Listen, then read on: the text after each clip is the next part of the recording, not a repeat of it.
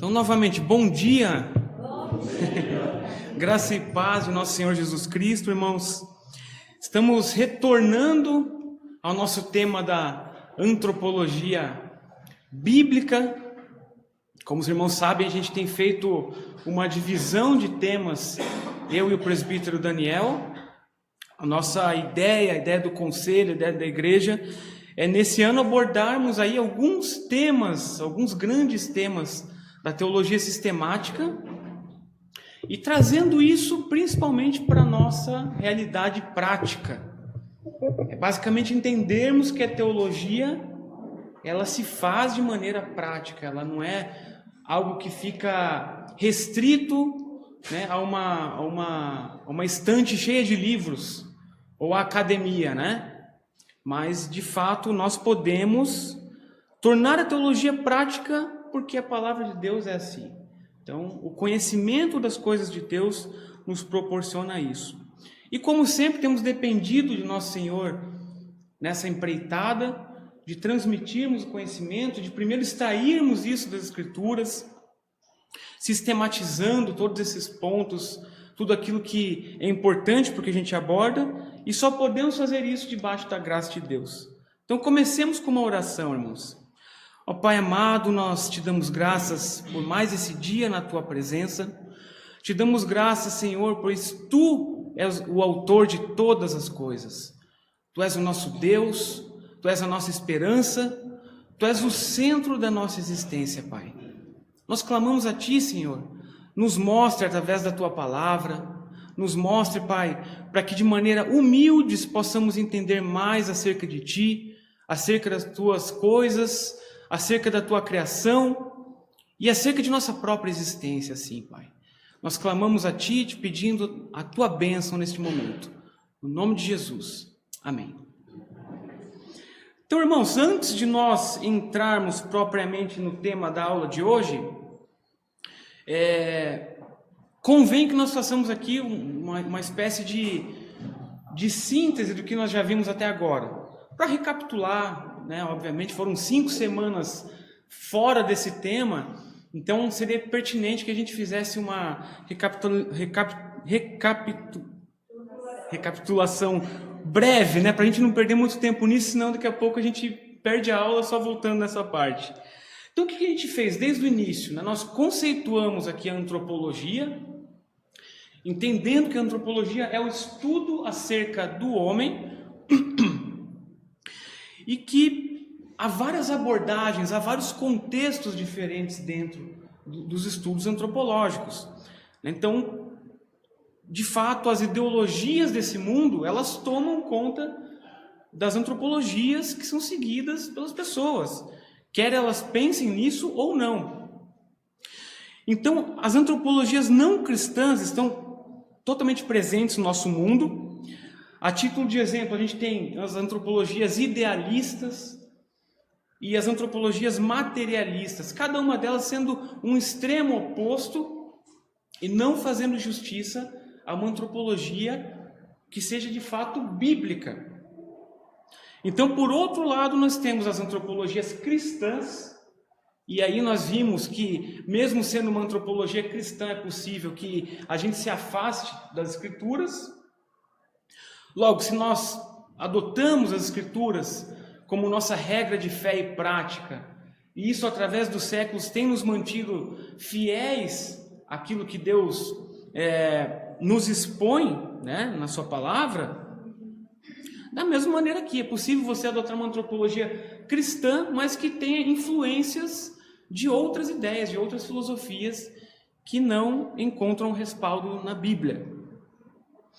Na sequência a gente viu que as Escrituras nos apresentam o homem como uma criatura, ou seja, criado por Deus e totalmente dependente de Deus nesse sentido, como uma criatura o é de seu Criador, mas também como uma pessoa criada, como uma criatura de opção, ou seja, diferente de um robô que vai fazer todas as coisas programadamente, o homem ele tem uma autonomia relativa, né, que obviamente não quer dizer que o homem ele pode fazer todas as coisas que ele quer, a parte da soberania de Deus, a parte da vontade de Deus, mas também ele não é um robô, ele não é um fantoche, como alguns hipercalvinistas defendem.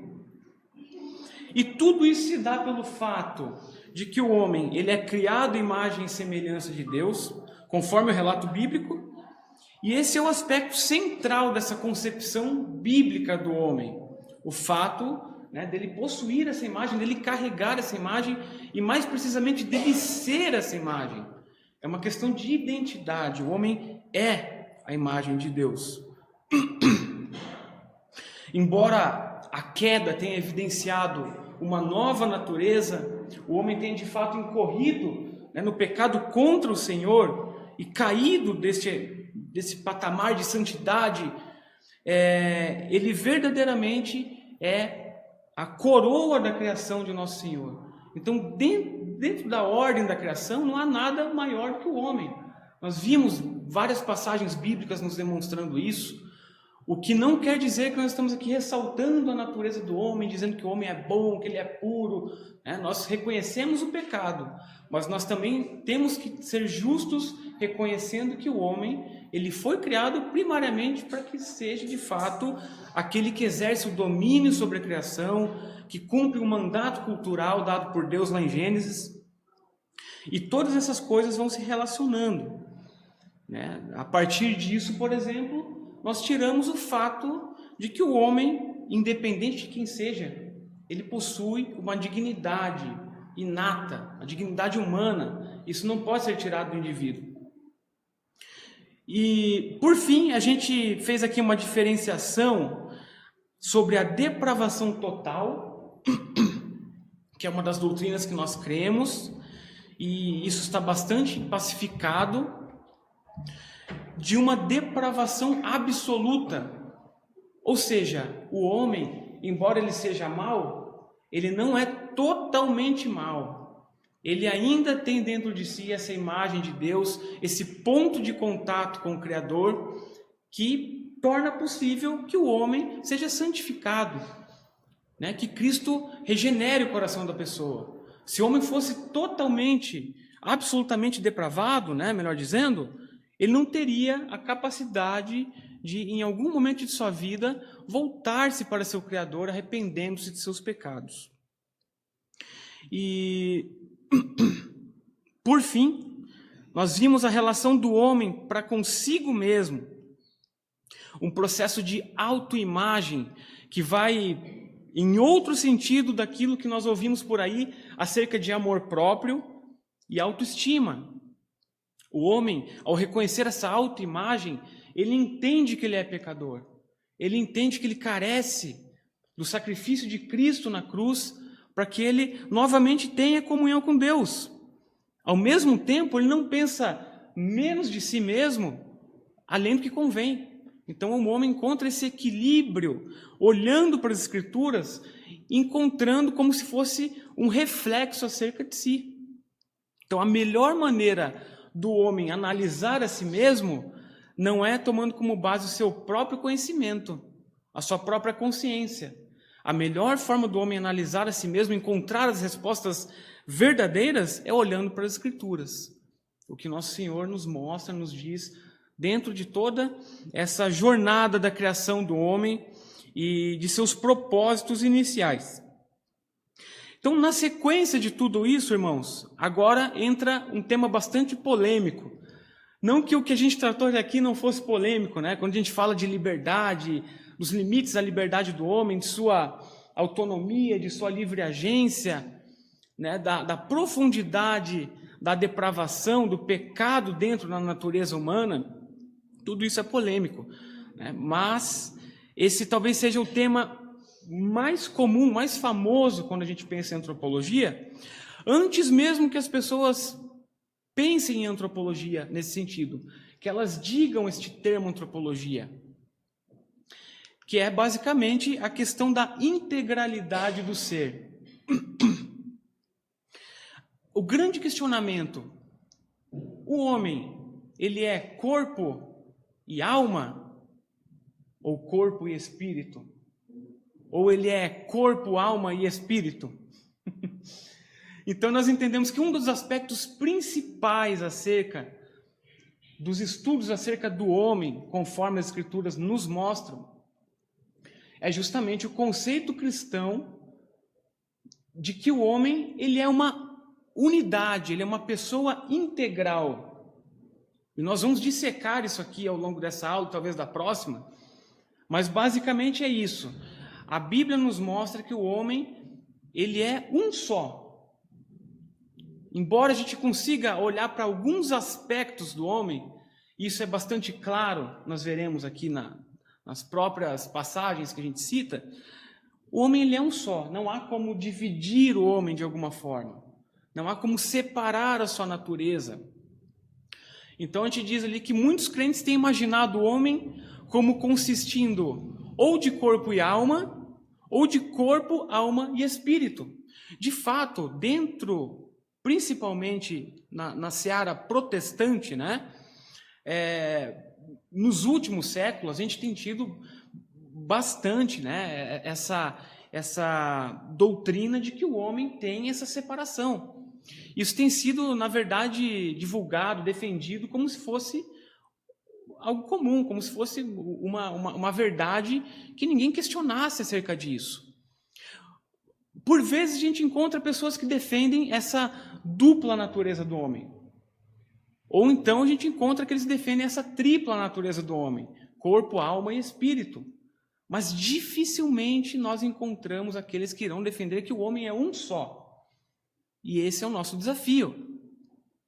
Então nós vemos que no curso das Escrituras, os termos alma, espírito e coração são usados de maneira intercambiável. Ou seja, são termos que, por mais que tenham alguma diferença ou outra, eles são usados no mesmo sentido, com o mesmo propósito, buscando ressaltar as mesmas coisas. Só que há um ponto muito importante antes da gente iniciar de fato nesse estudo. E é o de que a Bíblia ela não usa uma linguagem científica precisa acerca disso. Mais à frente, um autor vai dizer que a Bíblia, de fato, ela não é um tratado de psicologia ou de antropologia, por assim dizendo.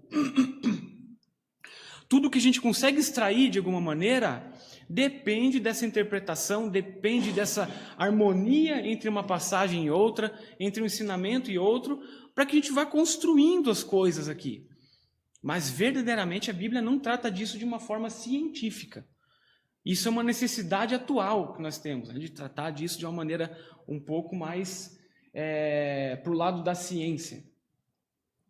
A suma de tudo isso as partes humanas devem ser entendidas não sob uma perspectiva de suas diferenças, umas com as outras, umas das outras, ou seja, buscando dividir cada uma dessas naturezas ou desses aspectos do homem, mas como significando ou enfatizando os diferentes aspectos do homem todo em relação a Deus.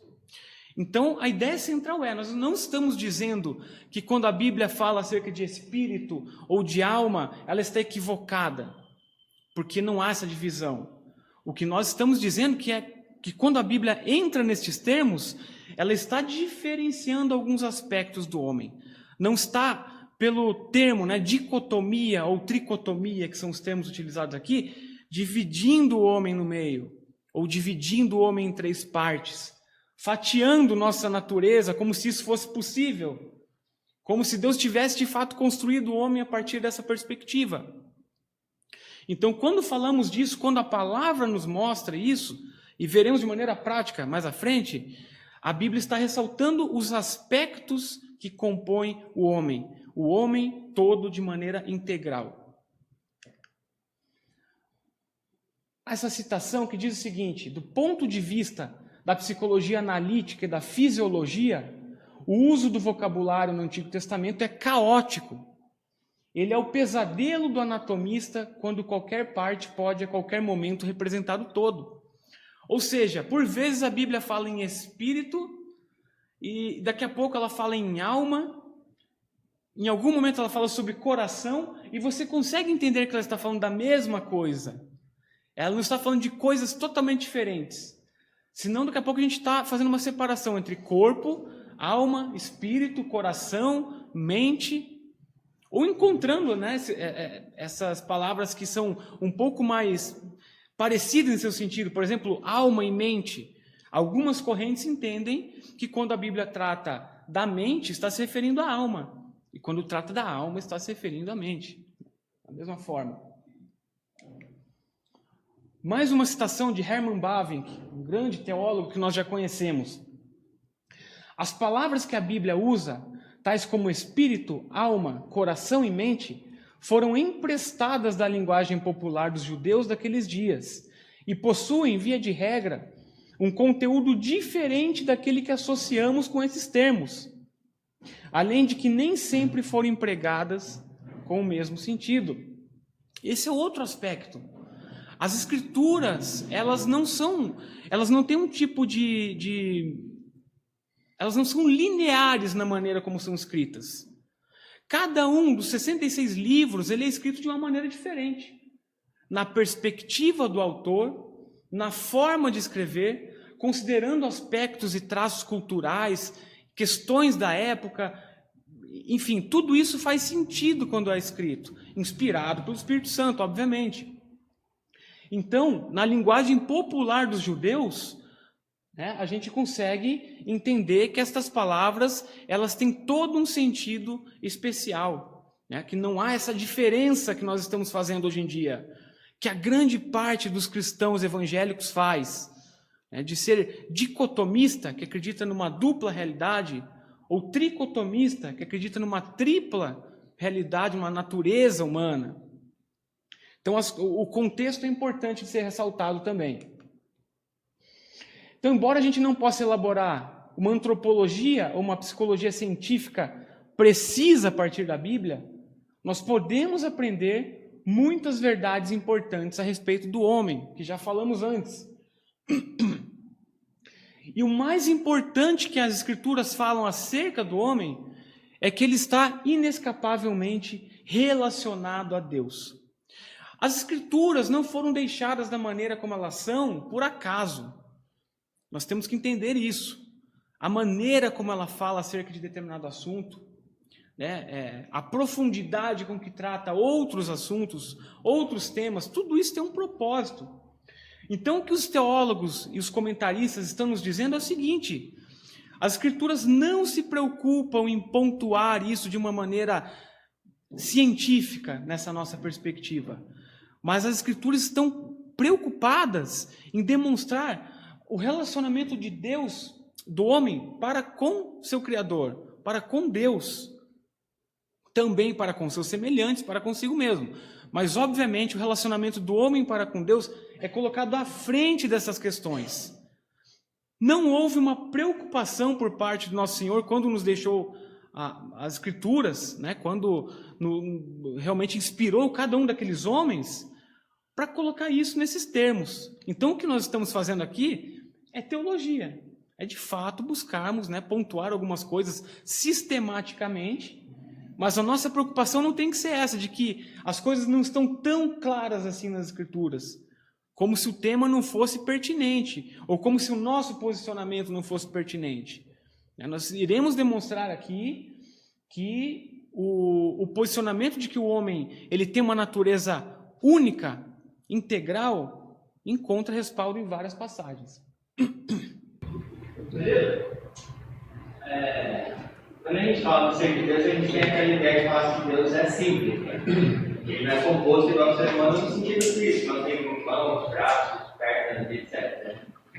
Mas aí quando você está falando, não entendi bem. Isso quer dizer que a gente não poderia separar uma realidade física de uma metafísica, de sobrenatural para ser mais popular, talvez, a questão do homem? Ou... Não, a gente consegue fazer.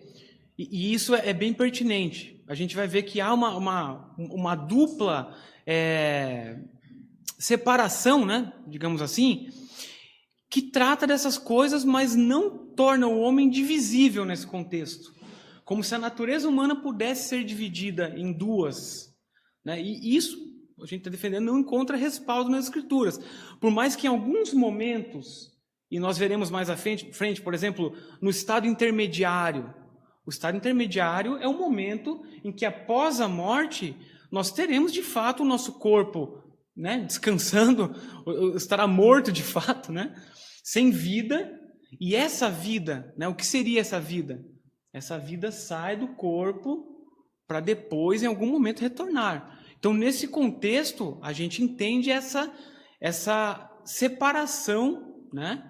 Mas não que o homem possa ser visto dessa maneira, como se você pensasse no homem como corpo, alma e espírito, e colocasse algumas características ou alguns prós e contras em cada um desses pontos, né? Como os gregos faziam, que enxergavam o corpo de uma maneira impura, talvez, né? Então, a gente vai ver mais à frente essa separação, de fato. Tranquilidade quanto a isso, né? Até alguns teólogos reformados, eles são dicotomistas, eles entendem essa separação. Mas eu digo, uma corrente majoritária de teólogos, né, que a gente vem estudando, entende que essa separação ela não faz justiça às Escrituras quando chega nesses termos, né? De pensar que dicotomia é uma palavra que significa dividir em dois. Então ninguém pode se dividir em dois, nós somos um ser só. Essa unidade psicossomática, ela é bastante clara. Pessoas com problemas emocionais, com problemas psicológicos, que começam a padecer o seu corpo começa a ter dificuldades, porque a pessoa está preocupada com alguma coisa, está ansiosa. Então a gente entende essa relação. Só que é uma relação intrínseca, mais nesse sentido, que a gente não consegue dividir. Não há como dividir essas duas realidades, né? E não faz sentido, porque a gente entende que Deus criou o homem todo. Não sei se respondeu. Acho que o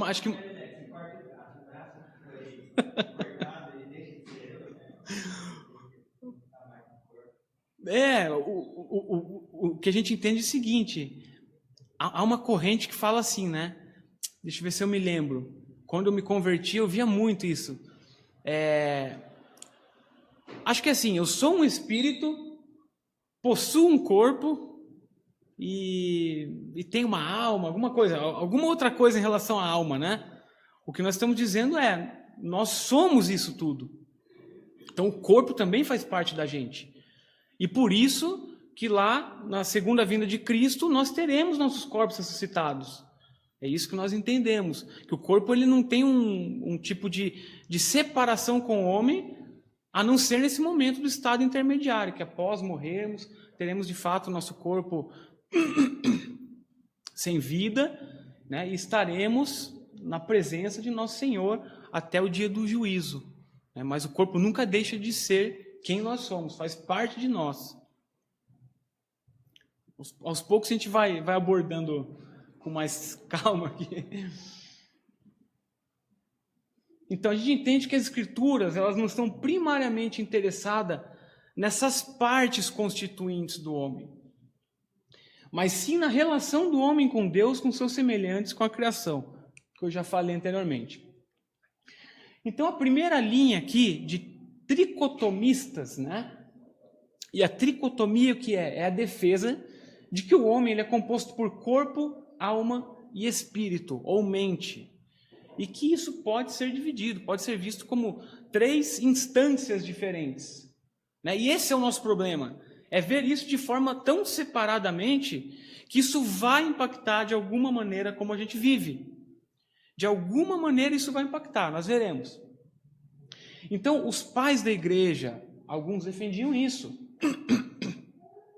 Irineu defendia que os incrédulos possuem apenas alma e corpo. Ou seja, que eles não possuem espírito. Por não possuírem espírito, eles não são capazes de crer em Deus. E aqui a gente começa a ver por que essa divisão ela é equivocada. Porque ela vai colocar num grau de importância cada um desses aspectos do homem. Geralmente o corpo lá embaixo, né? O que tem menor importância, o que concentra o pecado do homem, a alma também sendo de alguma maneira pecaminosa, né? Porque nossa mente pensa né, nas atrocidades que a gente busca cometer cada dia, mas o espírito estando acima, como se fosse um elo com Deus, uma coisa mais pura, mais nobre. Isso faz muito sentido quando a gente olha o conhecimento da época, aquilo que era defendido lá na antiguidade. Mas, biblicamente, de fato, não há respaldo algum para isso. Apolinário também dizia que o homem consiste de corpo, alma e espírito, ou mente, e que o Logos, na natureza divina, assume o espírito humano na natureza humana que Cristo assumiu. Enfim, um monte de ideias que não encontram nenhum tipo de respaldo nas Escrituras e que foram sendo seguidas através dos séculos, se alterando, se mudando de alguma forma, mas levando, carregando adiante essa separação, né, que não é uma separação adequada. A gente viu. Então a tricotomia foi bastante ensinada também a partir do século XIX pelo teólogo Franz Delitzsch, e dentre outros aí, né? E recentemente por alguns autores famosos, como Watchman Nee, tem bastante obras publicadas aí. E tem uma Bíblia, que é uma Bíblia relativamente famosa, principalmente entre os pentecostais, que é a Bíblia de referência Scofield, que também defende abertamente essa posição, né, da tricotomia, dessa separação, né, total entre os três aspectos ou naturezas do homem. E aqui alguns motivos pelos quais a tricotomia deve ser rejeitada. O primeiro, que ela parece fazer violência a essa unidade do homem. A forma como Deus expõe a criação do homem, né, e com que é tratado isso durante as Escrituras, acaba sendo uma contramão daquilo que eles estão defendendo. Né? Defender que alguns homens não possuem espírito, isso não tem cabimento. Não tem cabimento, não tem nenhum tipo de eco dentro da palavra do Senhor, que somente aqueles que creem têm espírito. Então, realmente. Outro ponto que ela prega, uma antítese irreconciliável entre corpo e espírito. Novamente aquilo que falamos, né? Vindo lá da filosofia grega, origina-se em Platão, né, que tinha esse tríplice entendimento da natureza humana. E é basicamente isso aqui, ó. No pensamento grego, o homem, ele é um ser racional. Ou seja, ele é dotado de razão, ele possui a razão. Mas ele é também um ser material. Ele possui um corpo, ele é um ser corpóreo. E a alma, por fim, ela é a mediadora. Ela é capaz de dirigir o corpo, o material, em nome da razão. Então, tem toda essa separação, toda essa visão de que o homem pode ser, de fato, visto nestas três perspectivas aqui diferentes. E o que a gente vai ver é um absurdo. Quando a gente trata, por exemplo, não precisamos nem ir muito longe, de espírito e de alma, as palavras elas têm praticamente o mesmo significado. Há diversas passagens que nós veremos que vão citar entristeci-me na minha alma, ou me entristeci no meu espírito. A alma saiu de fulano, ou o espírito saiu de fulano, ou o espírito voltou, a alma voltou. Então, é um tipo de separação que vem da filosofia, vem de outros pensamentos, mas não das Escrituras. Então, o corpo ele era considerado abaixo de tudo, como a gente falou. Eles chamavam o corpo de sepultura para a alma. A Bíblia, contudo, jamais denigre o corpo humano como uma fonte necessária do mal, mas o descreve como um aspecto da boa criação de Deus, que precisa ser usado no serviço de Deus. É basicamente o que nós temos dito há muito tempo. O homem todo deve adorar a Deus. O homem todo, com seus pensamentos, com seu corpo, né? E a gente vai usar os termos, né? Com seu espírito, com sua alma, qual termo quiser utilizar. Mas o fato é, o homem encontra o seu propósito diante de seu Criador, glorificando o Senhor com tudo que Ele é, não somente com uma parte. Isso não faz sentido algum. Então eu vou glorificar Deus com o meu espírito, ou estou em espírito agora. Mas o meu corpo, será que surgiu do acaso esse corpo? Será que foi realmente uma explosão lá que criou cada um de nós? E Deus imputou um espírito em cada um, uma alma em cada um? Não é isso que a gente vê nas Escrituras. Deus cria, Deus forma o corpo humano. Tudo que nós temos, essa máquina perfeita, finita, mas perfeita em seu funcionamento e que deveria ser eterna, no seu propósito inicial, tudo isso vem do Senhor. Não tem como ser uma coisa abaixo do Espírito, abaixo daquilo que é santo. O homem todo deve ser santo. Toda a nossa realidade, a nossa existência deve ser para o Senhor. Outro ponto, ela faz uma aguda distinção entre o espírito e a alma. As palavras hebraica e grega traduzidas como alma e espírito são pregadas muitas vezes indistintamente nas Escrituras. Então a gente tem aqui alguns exemplos, Não acreditem no que eu falo, acreditem no que as Escrituras nos demonstram. Por exemplo, o homem é descrito na Bíblia tanto como alguém que é corpo e alma, como alguém que é corpo e espírito. Mateus 10, 28. Não temais os que matam o corpo e não podem matar a alma. Temeis antes aquele que pode fazer perecer no inferno tanto a alma como o corpo. 1 Coríntios 7, 34. Também a mulher, tanto a viúva como a virgem, cuida das coisas do Senhor, para ser santa, assim no corpo como no espírito. Então, alguém errou, nessa perspectiva tricotomista. Algum dos escritores bíblicos errou aqui na sua interpretação, ou algum dos tradutores está equivocado, porque nós vemos aqui a palavra alma e espírito sendo usadas para o mesmo sentido.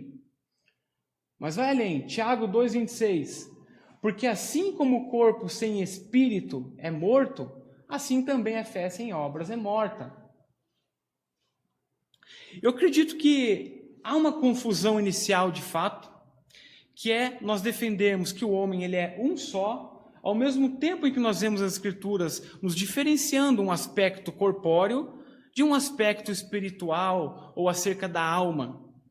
Não há problema, entanto, quando a gente passa a olhar isso sob essas perspectivas, perspectivas que são coisas indissolúveis, que a não ser lá na frente, quando morrermos, teremos por algum tempo, durante algum período, obviamente, essa divisão, mas isso não nos faz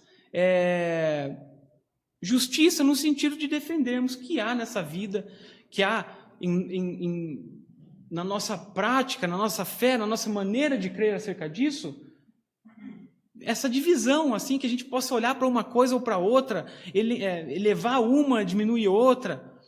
Então, isso de fato não tem. E agora a gente vê que muito mais pertinente você dizer que é uma dupla divisão do que uma tripla. Defender uma tripla divisão praticamente se torna complicado aqui quando a gente olha para isso. Mas não somente nesse contexto, de que alguém é corpo e alma e corpo e espírito, mas também temos outros exemplos aqui. A tristeza, ela é atribuída tanto à alma quanto ao espírito. 1 Samuel 1,10. Levantou-se Ana e com amargura de alma orou ao Senhor e chorou abundantemente.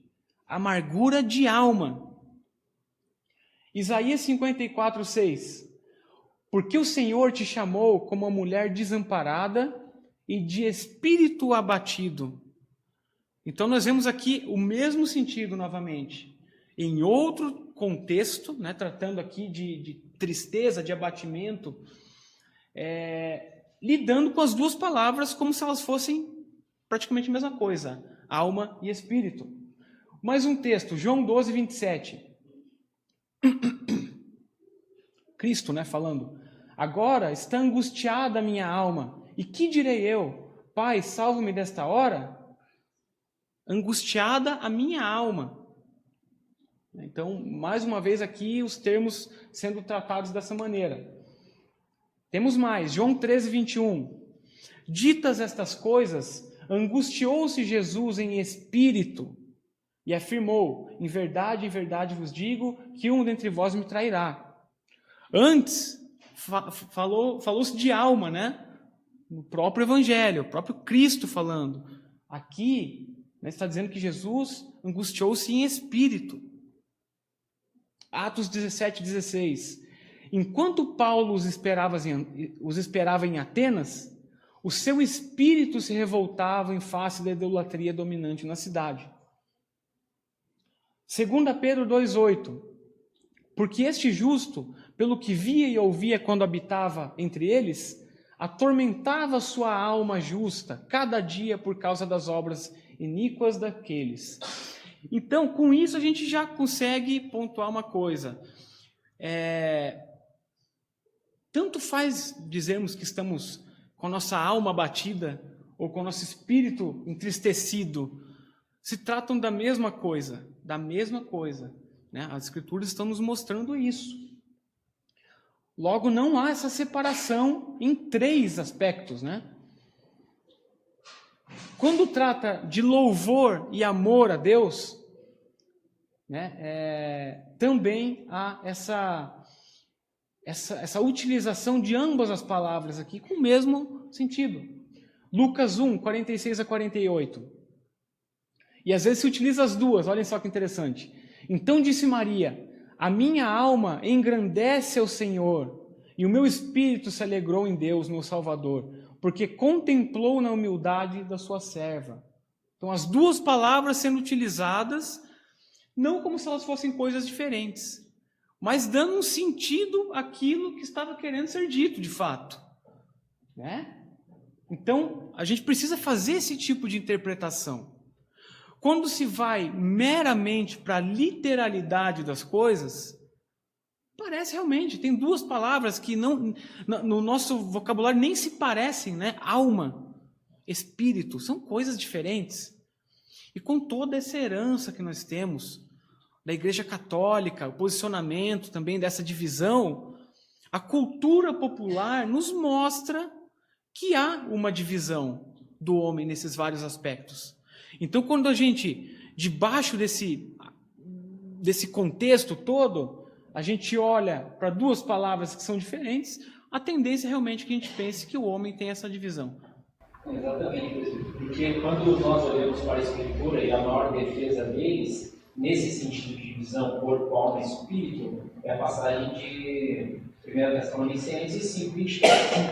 Porém, vou ler aqui, você esquece de todos esses outros textos, né? Quando ela vai defender essa ideia de divisão corpo, alma e espírito, ela só olha para esse texto, mas a gente não olha para a Escritura somente por um texto que faz uma afirmação, né? E trata como ela é a verdade, mas quando a gente vai discutir temas assim, né? Economistas, a gente olhar para o todo da Escritura. Mas só para que o versículo que eles se apegam o mesmo Deus da paz, 1 Tessalonicenses 5:23, o mesmo Deus da paz vos santifique em tudo, e o vosso espírito, alma e corpo sejam conservados íntegros e irrepreensíveis na vista do nosso Senhor Jesus Cristo. Então eles baseiam somente aqui, mas esquecem de todo o instante.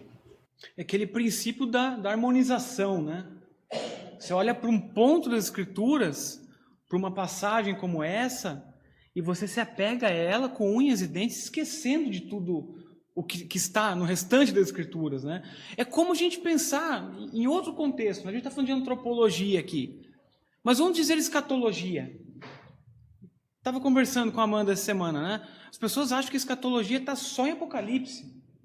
Escatologia não está só em Apocalipse, ela começa lá em Gênesis. Lá em Gênesis a gente começa a ver traços, né, do fim das coisas, passa pelos profetas, em diversos momentos as Escrituras vão falar acerca daquilo, que vai se confirmando, você vai conjugando todas essas coisas, né? De maneira harmônica e muito parecida, é isso aí, né? A gente tem passagens que são utilizadas pelos que defendem, inclusive um dos pontos aqui, a gente vai pegar cada uma delas, e vai tentar destrinchar as principais, pelo menos, né? E eles esquecem do restante. Então, a engenharia reversa é interessante, né? Pedir, tá, se vocês estão defendendo isso, nos digam o que isso aqui significa. Por que essas passagens, né, estão com o mesmo sentido, utilizando essas palavras que são diferentes? E qual que seria, né, a explicação para isso, sendo que são muito mais numerosas do que uma passagem ou outra que coloque os 3 pontos um atrás do outro, né?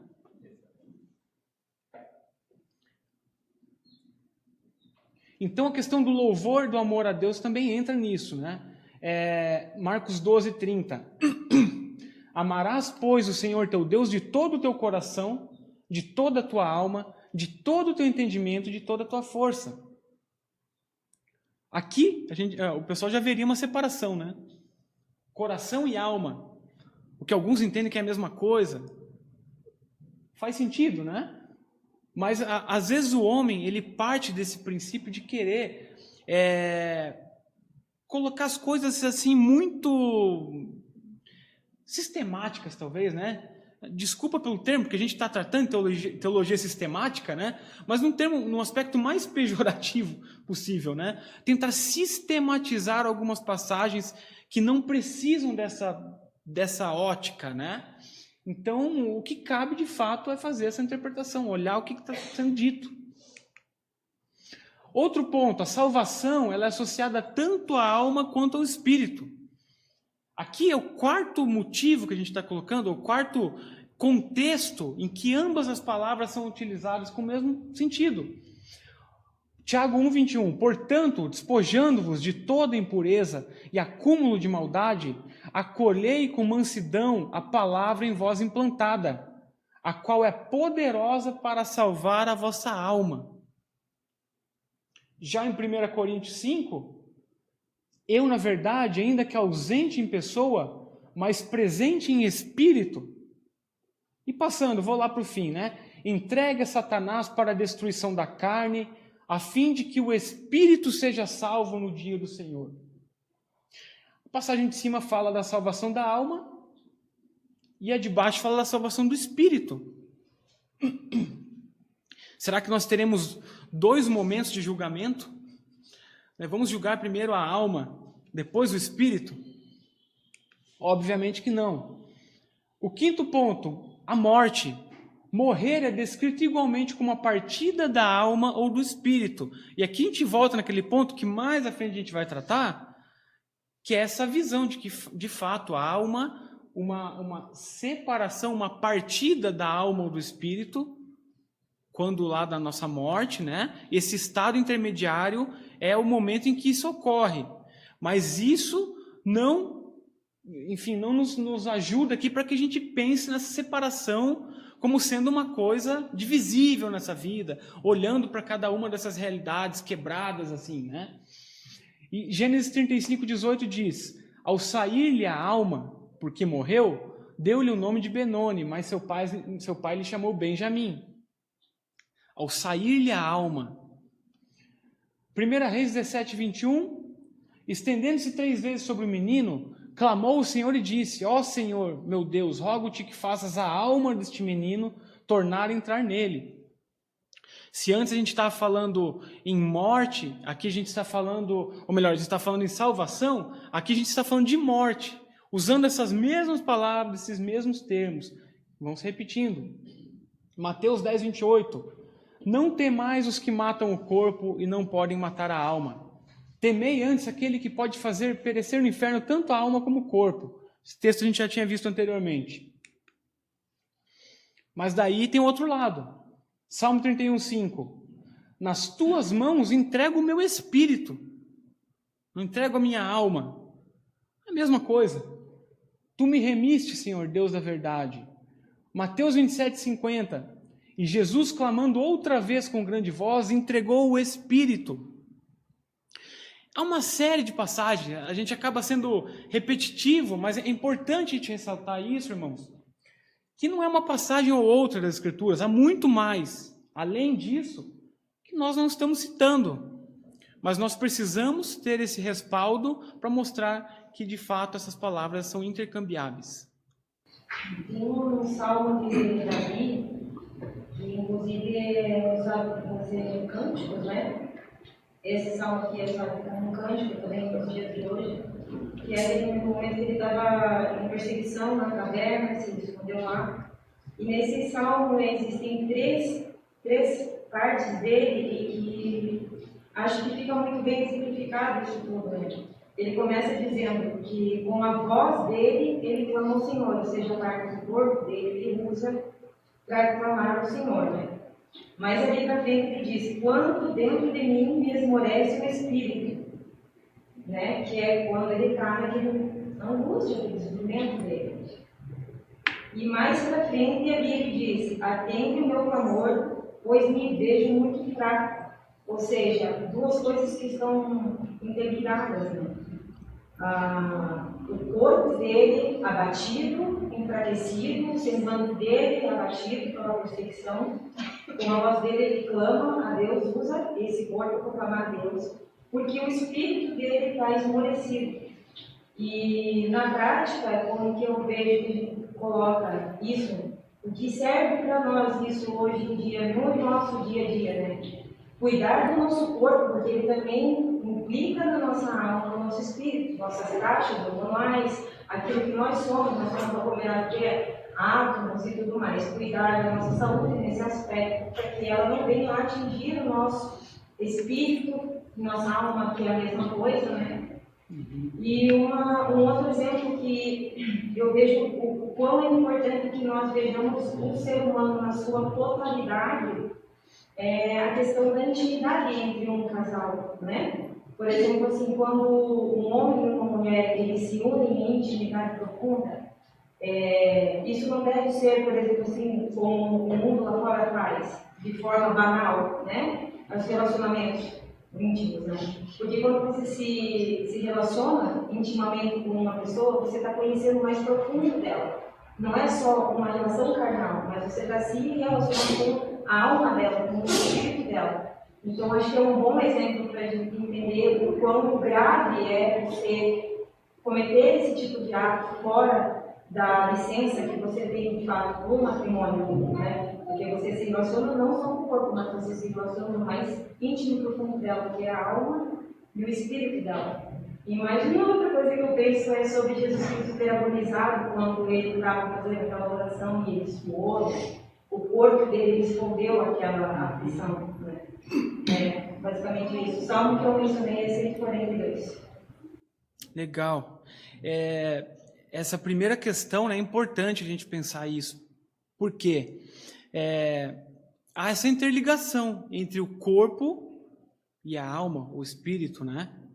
E muitas doenças são atacadas pelos crentes e de maneira completamente injusta.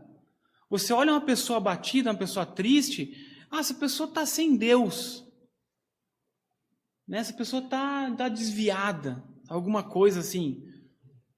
Nem sempre. A pessoa pode estar com um problema hormonal, né? Como você disse. E a gente já viu isso na prática. A pessoa fica abatida, está com suas taxas lá de tireoide lá, com dificuldade, a pessoa não tem vontade de viver. Ela fica, enfim, abatida de alguma maneira, né? Ou pensar, por exemplo, que a depressão e doenças da mente, elas são, na verdade, coisas do inimigo.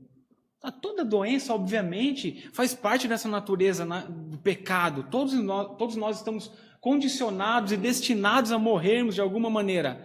Mas uma pessoa com depressão, ela tem que ser vista como uma pessoa que está doente. Não como uma pessoa que está endemoniada.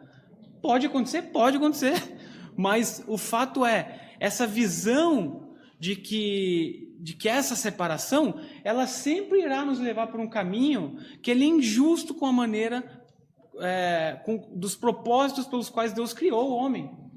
Que é o homem todo, com sua mente, com seu corpo, com seu espírito, adorar a Deus, viver para Deus, fazer tudo para a honra e glória de Deus em todos os momentos de sua vida. Quando a gente passa a olhar só para um aspecto desse, a gente tende a realmente colocar isso acima.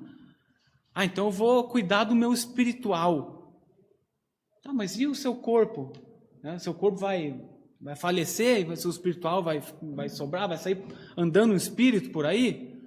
E esse é o motivo de se ligar, por exemplo, do padre, né? Eles usam o corpo em prol do espírito. Exatamente, e é essa herança, né, da filosofia grega, lá dessa visão de que tem um tipo de hierarquia nesses aspectos, né?